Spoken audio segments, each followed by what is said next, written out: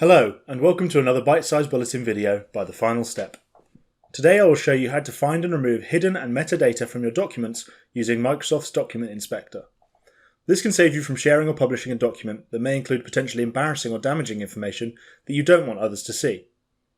Whilst this tool can be used across Office applications, we'll be using this Word document today as our example. Before we start, the most important thing to do is save a separate copy of your document, as lots of the changes that the inspector will make are irreversible. This is especially important if you have autosave turned on. The best way to access Document Inspector is to type Inspect Document in the top search bar.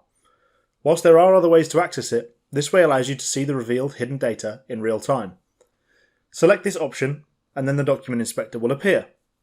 From here you can decide what it is you want to scan the document for, such as comments, hidden text, macros, hidden headers and footers, and more.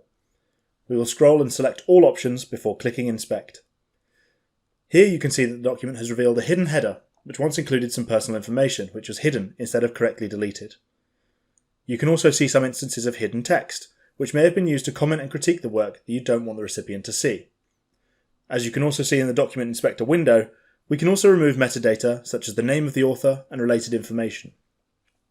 To remove this information before sending on to a recipient, scroll through the list and click Remove All under each header, and then close the Document Inspector. Thanks for watching another bite-sized bulletin video by The Final Step.